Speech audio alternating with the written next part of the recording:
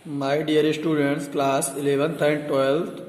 तो प्यारे बच्चों, हमने इंग्लिश ग्रामर के अंतर्गत आपको एक्टिव पैसिव वॉइस के बारे में कल पढ़ाया था और हमने आपको कुछ बहुत ही मोस्ट इम्पॉर्टेंट रूल्स थे एक्टिव से पैसिव बनाने के, वो भी हमने आपको बताए थे। उसमें कुछ ऐसे प्रयोग थे जिनमें प्रीपोजिशन टू का प्रयोग हुआ था, तो हमने वो आपको कल समझाया था और आज हम आपको उसके आगे समझाएंगे कि बाई प्रीपोजिशन के स्थान पर अन्य प्रीपोजिशन भी प्रयुक्त किए जाते हैं। तो हम देखते हैं एक्टिव से पैसिव बनाने के और नियम।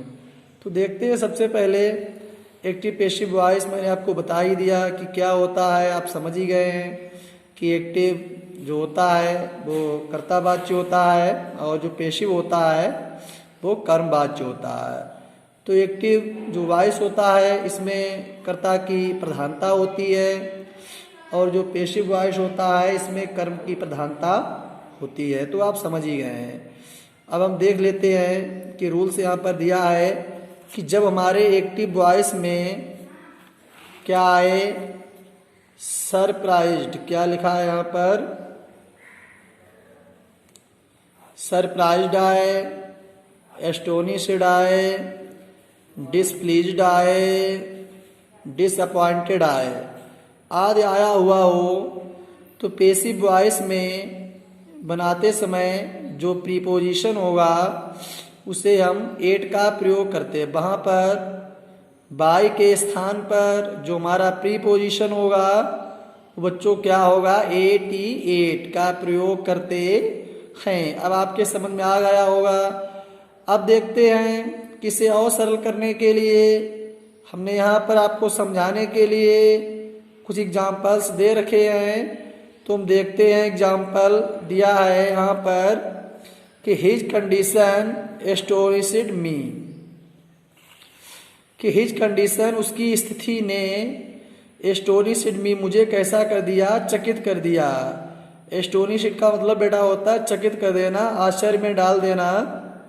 तो यहाँ पर उसकी स्थिति ने मुझे क्या कर दिया, भाई चकित कर दिया। कैसा कर दिया, एस्टोनिश्ड, चौंकाने वाली स्थिति थी, चकित कर दिया।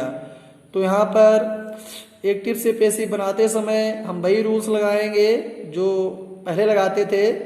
तो हमें क्या देखना है, यहाँ पर जो मी आया है, मी हमारा क्या है, ऑब्जेक्ट है बच्चों। मी क्या आया है, ऑब्जेक्ट आया है। तो मी को हम क्या करेंगे, आई हो जाएगा। मी का क्या हो जाएगा यहाँ पर, आई। फिर मुझे क्या है कि सेंटेंस पहचानना है।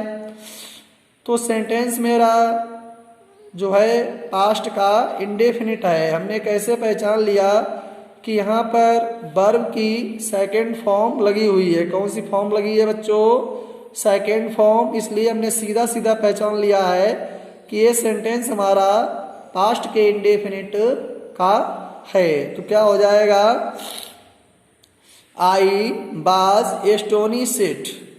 अब मैंने अभी रूल्स में आपको क्या लिखाया था कि अभी आप प्रीपोजिशन बाई का यूज करते थे और कल मैंने टू का यूज करवाया था और आज आप यूज करेंगे 88 का।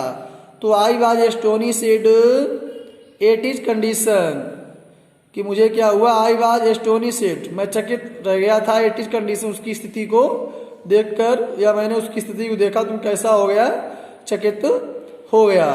तो बच्चों आपके समझ में आ गया होगा कि ऐसे सेंटेंसों में अगर हमारी वर्ब्स ये जो दी हैं, एस्टोनिश्ड, डिसप्लीज्ड, सरप्राइज्ड, डिसअपॉइंटेड, तो वहां पर आप क्या करेंगे, एक्टिव से पैसिव बनाते समय प्रीपोजिशन 88 का प्रयोग करेंगे।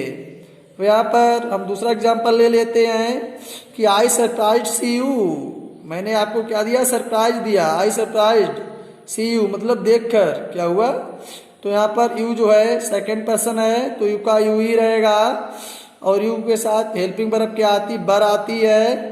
यू वाज सरप्राइज्ड, उसके बाद मैंने रूल्स में क्या लिखाया था, 88, तो वो आ गया एट्स मी। आई का बच्चों क्या हो गया, यहाँ पर मी हो गया। आई का क्या हो गया, मी हो गया। अब आप समझ गए होंगे सेंटेंस को भी कि इसमें किसका प्रयोग हुआ था, सरप्राइज्ड का हुआ था और इसमें एस्टोनिश्ड का हुआ था। अब यहाँ पर इसके बाद हम एक एग्जाम्पल और देख लेते हैं। क्या दिया है कि your bad behaviour has displeased मी, कि योर बैड बिहेवियर, तुम्हारे इस बुरे व्यवहार ने क्या किया, हैज डिस्प्लीज्ड मी, मुझे निराश कर दिया। कैसा कर दिया? डिस्प्लीज्ड का मतलब होता है खुश ना होना, अर्थात निराश। प्लीज्ड का मतलब खुश होना और डिस्प्लीज्ड मतलब खुश ना होना, तो निराश ही तो कहेंगे हम। क्या कहेंगे? योर बैड बिहेवियर, तुम्हारे इस बुरे व्यवहार ने क्या किया, हैज डिस्प्लीज्ड मी, मुझे निराश बना दिया, निराश कर दिया। तो यहाँ पर जो आया है वर्ड आपका मी, तो मी का बच्चों क्या हो जाएगा, आई हो जाएगा। क्या हो जाएगा? यहाँ पर आई हो जाएगा। उसके बाद हम देख लेते हैं कि आई हमारा क्या है, फर्स्ट पर्सन है, चलो उससे कोई लेना देना नहीं होता है। तो हमारा जो एक्टिव से पैसिव में जो हमारे सबसे पहले टेंस पहचान लेते हैं। यहाँ पर हमारा प्रेजेंट का परफेक्ट है। कैसे है कि यहाँ पर सहायक क्रिया हैज आई हुई है और मेन वर्ब की थर्ड फॉर्म लगी हुई है। तो मैंने पहचान लिया कि यहाँ पर सेंटेंस हमारा प्रेजेंट का परफेक्ट है। तो बच्चों एक्टिव से जब पैसिव ले जाएंगे तो इसकी हेल्पिंग वर्ब हैज बीन और हैव बीन, मैंने आपको जो तालिका बनवाई है, जो चार्ट बनवाया उसमें लिखवाया भी था। तो अगर आप लोग ठीक तरीके से उस चार्ट को समझ लेते हैं, याद कर लेते हैं, तो आपको कोई सेंटेंस बनाने में इनमें किसी भी प्रकार की कोई दिक्कत या तकलीफ नहीं होगी। तो आप देख लेते हैं, I have been displeased at your bad behaviour. तो यहाँ पर डिसप्लीज्ड का प्रयोग देखो आपको देखने को मिल ही गया। उसके तुरंत बाद किसका प्रयोग मिला, समझने वाली बात यहाँ पर क्या है कि हमारा प्रीपोजिशन 88 आया हुआ है। क्या बच्चों आया है? 88 प्रीपोजिशन यहाँ पर आया हुआ है। तो आप समझ गए होंगे कि आई हैव बीन डिसप्लीज्ड, मैं उससे कैसा हुआ, निराश। एट योर बैड बिहेवियर, तुम्हारे बुरे व्यवहार से। कैसे व्यवहार से?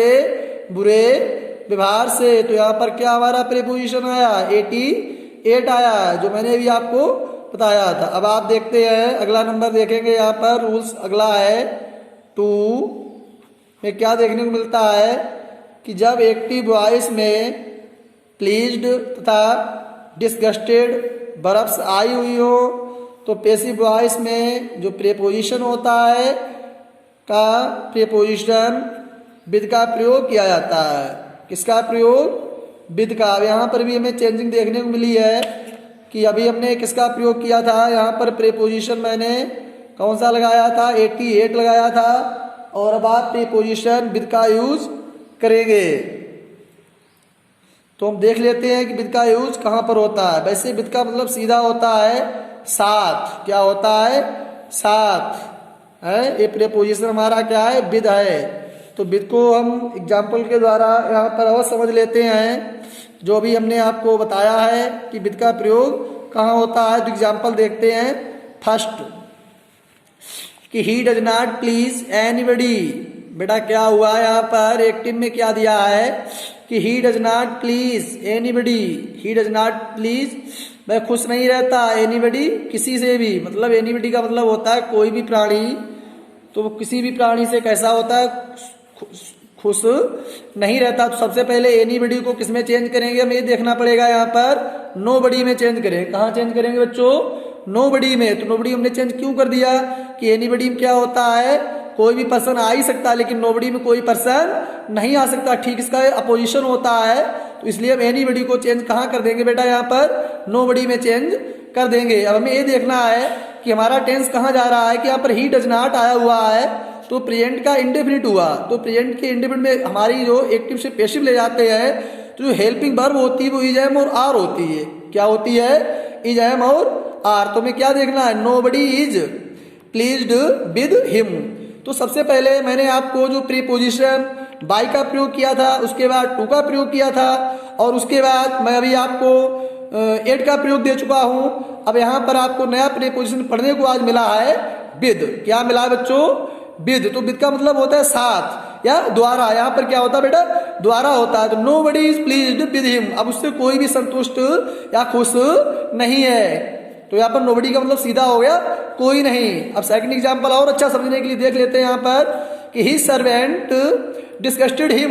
ही सर्वेंट, उसके नौकर ने क्या किया, डिस्गस्ट का मतलब बेटा होता है घिनौना। यहाँ पर आप लिख लें, थोड़ी देर के लिए हिंदी में समझ लें, घिनौना वर्ड जो आपको आज समझ में आया होगा कि डिस्गस्ट कहते किसे हैं, घिनौने के लिए कहते हैं। इसके लिए हम यहाँ पर अरुच भी कह सकते हैं, और अच्छा समझने के लिए इसे हम अरुच भी कह सकते हैं। तो ही सर्वेंट डिस्गस्टेड हिम, कि उसके नौकर ने क्या किया, डिस्गस्टेड, अरुच पैदा कर दी, हिम उससे क्या पैदा कर दी, अरुच। अरुच पैदा बच्चों जब होती है जब एक दूसरे के हम विपरीत होने लगते हैं, हमारे विचार एक जैसे नहीं होते हैं, तो हमें क्या पैदा होने लगती है वहां पर, अरुचि।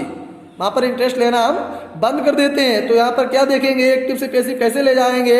तो सबसे पहले हमें ऑब्जेक्ट पहचानना है। ऑब्जेक्ट हमारा क्या आया है, हिम। क्या आया है यहाँ पर, हिम। तो हिम को क्या करेंगे, सबसे पहले जो मैंने आपको टेबल दिया था, pronouns changing of pronouns table दिया था, जिसमें हमने सारे के सारे प्रोनाउंस आपको बताए थे। तो वहां पर ही का क्या हो जाता था, हिम। कहाँ जाकर के, ऑब्जेक्ट में जाकर के। अब हमें हिम का क्या बनाना है, सब्जेक्ट हो जाएगा हमारा ही हो जाएगा, क्या हो जाएगा, ही हो जाएगा। यहाँ पर हमारी फॉर्म कौन सी आई है, थर्ड, प्लीज्ड, वो सॉरी यहाँ पर सेकंड फॉर्म आई है, प्लीज वो डिस्गस्टेड सेकंड फॉर्म आई है। तो इससे हमारा टेंस यहाँ पर हुआ है पास्ट का इंडेफिनिट। किसका टेंस हुआ है यहाँ पर, पास्ट का इंडेफिनिट। तो पास्ट के इंडेफिनिट में जब एक्टिव से पैसिव ले जाएंगे तो क्या हो जाएगा, बाज और बर हो जाएगा। क्या हो जाएगा, बाज और बर। हमारा कर्ता यहाँ पर सिंगुलर आया हुआ है, तो यहाँ पर क्या हो जाएगा, बाज हो जाएगा। क्या हो जाएगा यहाँ पर, बाज। He was disgusted with his servant, he was disgusted, उसे अलग कर दिया गया, उसे अरुच पैदा हो गई विद हिज सर्वेंट, उसके नौकर के द्वारा। तो बच्चों अब ठीक तरीके से आपको आज प्रीपोजिशन विद और एट का प्रयोग समझ में आ गया होगा। अगला वीडियो आपको कल प्रदान करेंगे।